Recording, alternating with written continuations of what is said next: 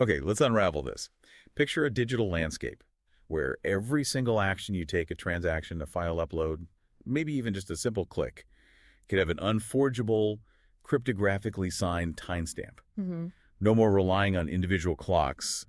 They're often out of sync. Right. The clock problem. Exactly. Sounds almost too good to be true. Yeah. Well, today we're taking a deep dive into the white paper that lays out exactly how a high-performance blockchain, Solana, proposes to achieve that and quite a bit more. It's a fascinating approach. Our mission for this deep dive, we want to cut through the technical jargon, explore how Solana's core innovations, things like proof of history and enhanced proof of stake, and this novel proof of replication, how they aim to deliver, well, unprecedented speed, security, and scalability. Yeah. You're going to get a shortcut to being truly well-informed about the architecture behind this blockchain. Hopefully with some surprising facts and maybe a few aha moments along the way. Indeed. And the fundamental, almost ancient challenge in distributed systems, especially blockchains, has always been agreeing on the precise when. When did things happen across the network? Right. The ordering. If every node keeps its own time, achieving global consistency, a reliable order, it's incredibly difficult. Leads to bottlenecks. Yeah. Solana's approach, it directly tackles this. It introduces a verifiable, trustless passage of time, and that underpins everything else it builds. Okay, so at the absolute heart of Solana is this thing they call proof of history, POH. Designed to solve that exact problem you just mentioned, the lack of a single trusted global clock in a decentralized network.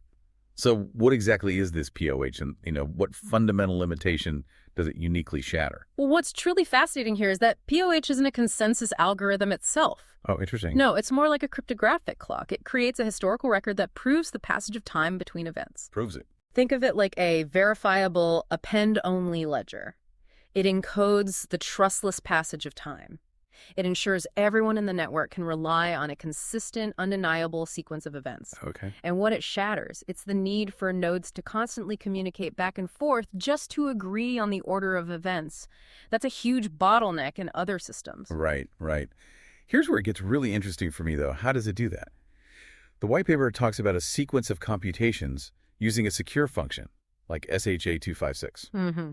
A hash function. Yeah, that's a specific type of one-way hash function, right? Easy to compute one way. Basically impossible to reverse. Exactly. So it continuously runs this function, feeding its previous output back in as the input for the next round. Like a never-ending crypto chain reaction, one after another. Precisely. And the magic here is that you simply cannot shortcut this process. You can't predict the output without fully executing it sequentially. So by periodically recording the current output hash, and importantly, how many times the function has been called its count or index, we get a verifiable record. Okay. For instance, if you see hash 1 at index 1 and later hash 200 at index 200, you can absolutely trust that real time passed between those points. Because generating hash 200 sequentially required 199 prior unavoidable computations. You had to do the work. Okay, I think I'm getting it. So if this is basically a cryptographic stopwatch, how does it actually timestamp events? Let's say you take a digital photo, right? How does POH prove exactly when it was taken, make it undeniable? Right. So you can timestamp any piece of data, or maybe just its hash, by inserting it directly into the sequential POH hash stream. Inserting it into the string. Yes. You combine your data, or its hash, with the current hash in the sequence, and the next hash generated after that insertion, that serves as its cryptographic timestamp. It guarantees the data was created before that next hash was generated. The white paper gives an example, like photograph 1 SHA-256 gets appended at index 336, and maybe photograph 2 SHA-256 at index 600. I see. And this modification, adding your data, it impacts all future hashes. So it becomes impossible to tamper with it later without invalidating the entire chain from that point forward. It's not just security, it's creating this utterly undeniable historical ledger of events. That's brilliant for proving order and immutability, yeah.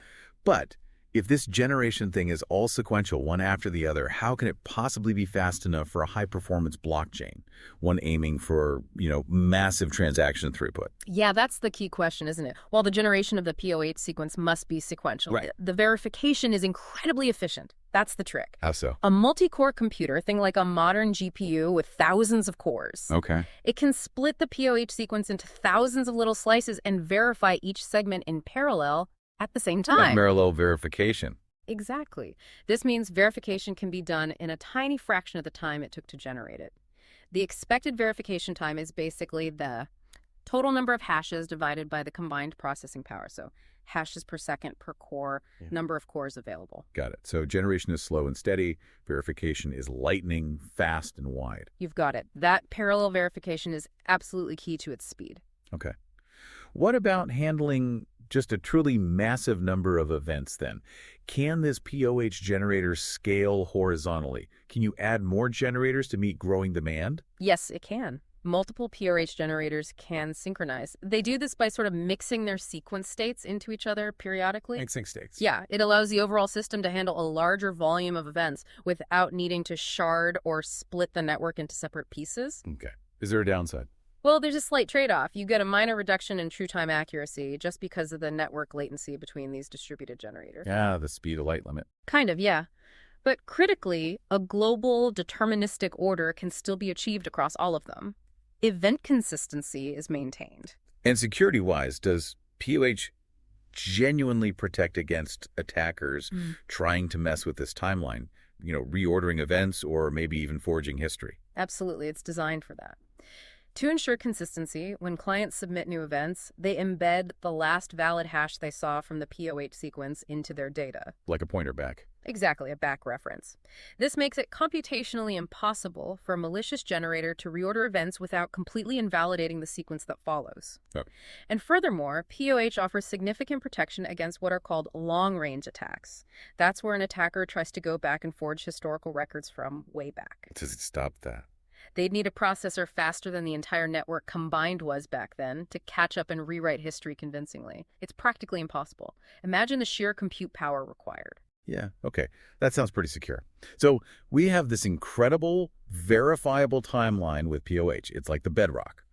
How does Solana then build a robust consensus mechanism on top of that, especially using proof of stake to actually decide which blocks, which parts of the history are valid? Right. So POH, as you can see, it isn't just some standalone component. It fundamentally changes how Solana approaches consensus. How so? Well, with this verifiable timeline already established, POH acts as a critical accelerant for Solana's proof-of-stake algorithm. This specific POS mechanism is designed for really rapid confirmation of the POH sequence. Faster confirmations. Yes, and efficiently electing the next POH generator, plus decisively punishing any validators who misbehave.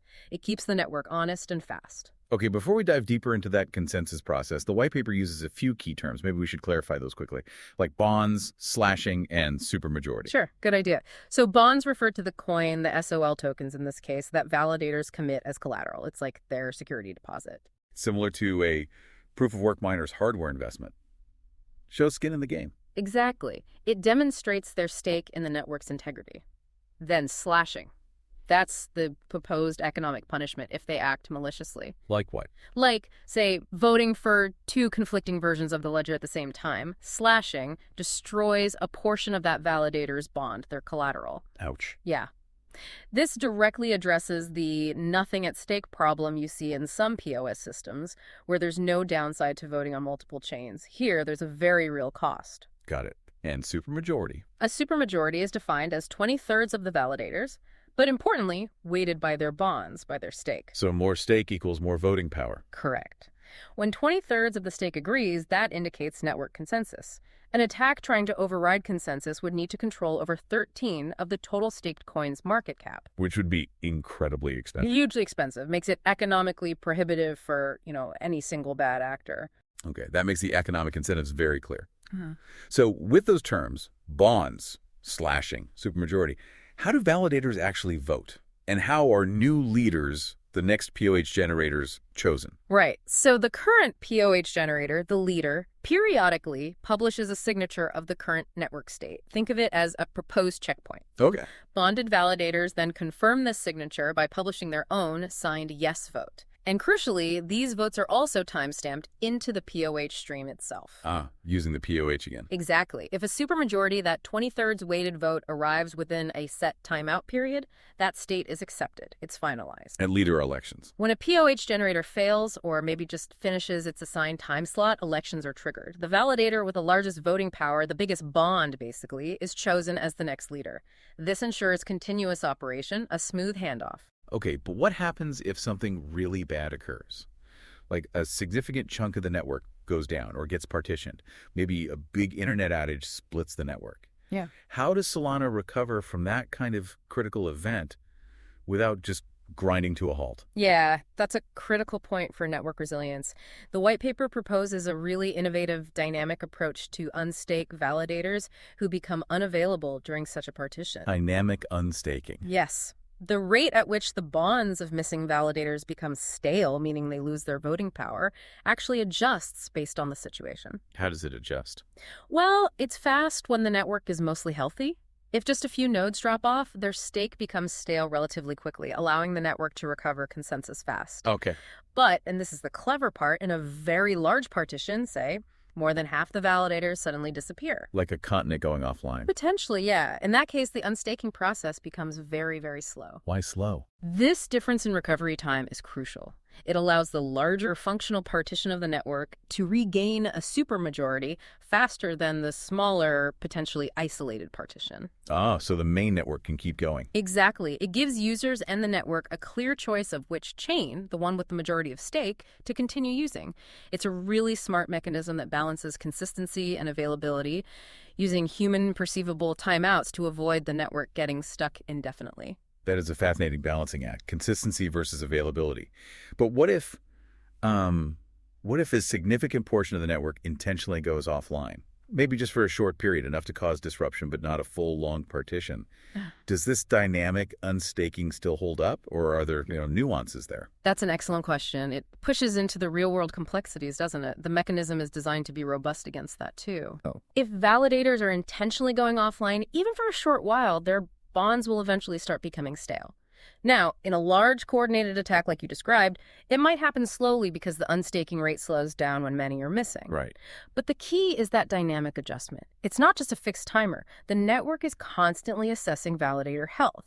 So, a short coordinated outage would still cause some disruption, no doubt. But the cost to those malicious actors, through their bonds eventually becoming stale and losing value or voting power, would still be significant. It aims to make such attacks economically unattractive in the long run. The system prioritizes long-term network health over preventing every single short-term disruption attempt. Okay, that makes sense. The economic disincentive is still there. And all this, the POH timeline providing order, the rapid POS consensus built on top. Yeah. It ultimately leads to very fast transaction finality. Is that right? Precisely. Because POH provides that trusted time source, verifiers can submit their state signatures, their votes, within extremely tight windows. The paper mentions times as low as 500 milliseconds. Half a second. Wow. Yeah. And because these verification votes are themselves recorded into the POH stream... Everything goes into the stream. Pretty much. It means everyone in the network can objectively validate that every verifier submitted their vote within the required timeout without needing to gossip or directly observe each other's votes. Less communication overhead. Exactly. And that contributes significantly to Solana's sub-second finality times. Transactions get confirmed and become irreversible almost instantaneously. So POH and POS working together offer some really strong defenses against different kinds of attacks. Can you give us another example, maybe beyond just general malicious voting? Certainly. Let's consider the tragedy of the Commons attack. Okay, what's that? That's where validators might be incentivized to just do no work, be lazy, but still collect rewards for supposedly validating. Free riding. Kind of, yeah. Solana counters this cleverly. The POH generator can randomly inject invalid hashes into the stream occasionally. Invalid ones, on purpose. Yes. Any validator who blindly votes yes for these known invalid hashes gets slashed.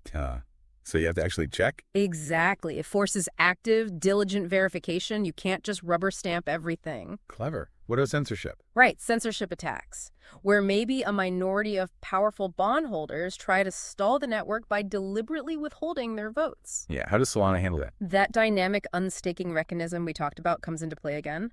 If a minority tries to stall, the majority partition can eventually outweigh them. Because the minority's bonds become stale. Precisely. Their bonds become stale over time, they lose voting power, and the healthy majority network can regain consensus and continue processing transactions. It makes attempting to stall the network a self-defeating strategy for the attackers.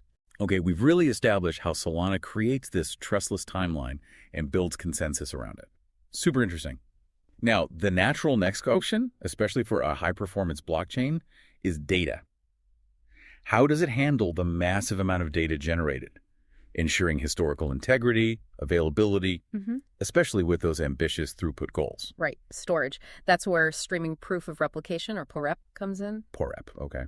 This mechanism is all about ensuring the high availability of the blockchain's history and its current state across the network. It's important to note it's not for consensus itself. Not consensus, but availability. Exactly. It's a tool to account for the cost, the burden of storing all that data. And guess what? It leverages POH again for incredibly fast streaming verifications. How did that work? Give me the analogy. Okay, think of it like a librarian who needs to prove they still have a massive, constantly growing book in their library. Okay. Instead of showing you the whole book every single time you ask, which would be slow and inefficient, they periodically show you very specific, randomly selected sentences from different pages. And each sentence is verifiably linked back to the official library catalog, which, in our case, is timed by POH. Random sampling proof. Kind of, yeah. Solana does this constantly and cryptographically.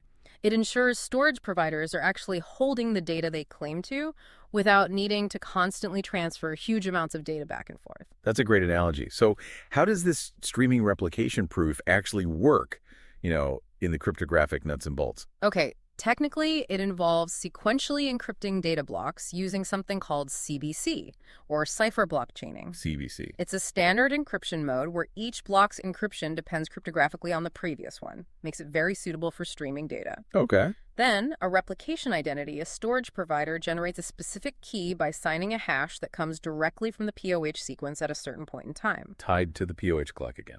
Always. This key then seeds a pseudorandom number generator. This generator picks small, random samples, the paper suggests like 32 bytes, from each encrypted data block they're supposed to be storing. Tiny samples. Very small. Then a Merkle hash is computed over these samples. A Merkle hash is like a cryptographic fingerprint of a set of data, lets you verify large amounts quickly. Right. This Merkle hash is computed with the current POH hash sort of prepended to the samples, tying it all together. The final Merkle root is published as their proof of replication. And they have to do this often. Yes. Replicators must provide new proofs frequently, synchronized with the POH generator's timing. And the data encryption keys are rotated periodically too, which prevents them from generating cheap proofs across different POH time sequences. And verification of these POREP proofs. I'm guessing, again, it needs to be exceptionally fast. Indeed. Same principle as POH verification. Modern GPUs, with their thousands of cores, can stream the necessary encryption checks for multiple storage identities in parallel. Parallel again? Yes. The total time to verify these proofs is expected to be roughly equal to the encryption time needed, because the proofs themselves only involve sampling a very small amount of data. This allows for rapid, efficient verification of many replicators simultaneously, ensuring data availability without bottlenecking the whole system. Okay, let's zoom out a bit now. We've seen POH, POS, POREP. How do all these ingenious pieces fit together? What's the overall system architecture that achieves such high performance? Right, the big picture. At its core, Solana uses a leader verifier model. Leader ver. An elected leader, who also functions as the current POH generator, is responsible for processing incoming user transactions. The leader orders them for maximum efficiency, batches them up, and then publishes the POH sequence incorporating these transactions along with state signatures. So the leader does the heavy lifting of ordering and processing? Primarily, yes. Then the verifiers, the other nodes, they replicate the blockchain state by following the POH stream published by the leader. They execute the same transactions in the same order. Check in the leader's work. Essentially, yes. And they publish their confirmations, their signatures, which also serve as the votes for the proof-of-stake consensus algorithm we discussed. It all ties together. Exactly. It's a streamlined flow. Leader proposes, verifiers validate based on the POH record. This minimizes the communication overhead compared to systems where everyone has to agree before processing. That's key to the throughput. And the numbers the white paper projects for that throughput, they're really staggering. They are pretty eye-popping. The paper projects that even on what seems modest today, 1 gigabit per second network, Solana could potentially achieve up to 710,000 transactions per second, with hardware available at the time of writing, of course. 700,000. Wow. Yeah. And this incredible efficiency is partly due to optimizing how transactions are ordered to make best use of memory access patterns. That's a subtle but important detail. And memory optimization. Yeah. And memory-wise, they calculated that even a naive hash table implementation could theoretically fit something like 10 billion accounts into 640 gigabit of RAM. That could support over 2.75 million memory transactions per second. It just shows the remarkable scaling potential they were aiming for. Those numbers are, incredibly impressive on paper. But, in the broader blockchain world, there's always this discussion around the decentralization trilemma. Scalability, security, decentralization. Too, right? Kind of, yeah. No. Does achieving such incredibly high throughput on Solana require any, let's say, compromises in terms of decentralization, maybe concerning the hardware needed to actually run a validator node? That's a crucial point. And yeah, the white paper implicitly acknowledges these trade-offs. Okay. While Solana is definitely designed to be highly decentralized in terms of the number of potential validators, running a high-performance validator node does require pretty substantial hardware. Like what? Particularly a powerful GPU, lots of RAM, fast storage, needed to keep up with that intense transaction processing and the POH generation itself. So not your average laptop? Not really, no. And this could, in theory, lead to fewer individuals or smaller entities being able to afford to run a full validator node compared to, say, a simpler, less demanding blockchain. So potentially more centralization of hardware? Potentially, yes. Yeah. However, the system is designed to reward validators proportionally to their stake, which incentivizes professional-grade hardware and reliable operation to secure the network. It leans towards requiring capable hardware for its high-throughput goals, rather than optimizing for running on minimal hardware. It's a clear design choice prioritizing scale, and the implications for validator participation are something the community actively discusses and works on. Okay, that's a fair assessment of the trade-off. Yeah. Finally, then, what about smart contracts, decentralized applications? How does Solana manage to execute them at such high speeds, especially given how complex some dApps can be? Right, smart contracts. Solana employs something called Extended Berkeley Packet Filter, or eBPF, bytecode for its smart contracts. Oh. Yeah. eBPF is actually a technology that originated in the Linux kernel for network filtering, but it's evolved. It's a highly efficient virtual machine technology. It's known for being really fast, relatively easy to analyze for security vulnerabilities, and it benefits greatly from just-in-time or JIT compilation. JFT compilation. Yeah, that translates the eBPF code into native machine code on the fly right before execution for optimal performance. Okay. But here's a key Solana innovation: a zero-cost foreign function interface for platform-implemented intrinsics. Intrinsics, zero-cost FFI. Break that down. Okay. Intrinsics are essentially highly optimized pre-compiled functions built directly into the Solana platform itself. Think of common computationally expensive operations like verifying cryptographic signatures, specifically ECDSA, which is common in crypto. Okay, built-in super-fast function. Exactly. And the zero-cost FFI means that when a smart contract needs to use one of these, say, verify a signature, the contract execution is temporarily paused. Spent. Yeah, just for a moment. And these calls to the intrinsic function from potentially many different smart contracts are batched together. Grouped together. And then this whole batch is executed efficiently, often in parallel, on the validator's GPU. Ah, using the GPU again. Yes. Imagine thousands of complex signature verifications happening simultaneously on the GPU's parallel cores. This batching and GPU acceleration can boost the throughput for these specific common operations by thousands of times compared to executing them sequentially within each smart contract. It's genuinely groundbreaking for smart contract performance. Wow. Okay. What an incredible journey through this white paper. So if I'm piecing this all together, it feels like everything really starts with proof of history, giving us that verifiable, trustless clock. The foundation, yeah. Which then acts like a supercharger for the proof-of-stake consensus, enabling that rapid finality and also the resilient recovery from network partitions we talked about. Then we saw how streaming proof of replication, pour up, efficiently handles storing the blockchain's massive history, ensuring availability. keeping the data safe and accessible. And it's all brought together by this high-performance leader verifier architecture that pushes boundaries with claims of 710,000 transactions per second and uses things like eBPF and GPU acceleration for smart contracts. You've summed it up perfectly. Solana's deep dive, really, into the very fabric of time and sequence. Yeah. It fundamentally challenges us to rethink what's truly possible for decentralized systems. It really does. And this raises, I think, an important question for all of us to consider. As blockchains inevitably become ever faster, more capable, and more integrated into our digital lives, how might these trustless, verifiable timelines change the way we interact with digital records? Not just in finance, which is the obvious one, but in potentially every aspect of our lives. Think about guaranteeing the authenticity of complex supply chain data, or securing digital identity in a way we haven't before, or perhaps enabling entirely new applications we can barely even imagine today. What does a universally agreed upon, verifiable digital history unlock? That is a truly thought-provoking question to leave us with, something for you, the listener, to definitely mull over. We really hope this deep dive has given you a much clearer, more solid understanding of Solana's groundbreaking technology as laid out in their original vision. Until next time, keep exploring, keep questioning, and keep digging deeper.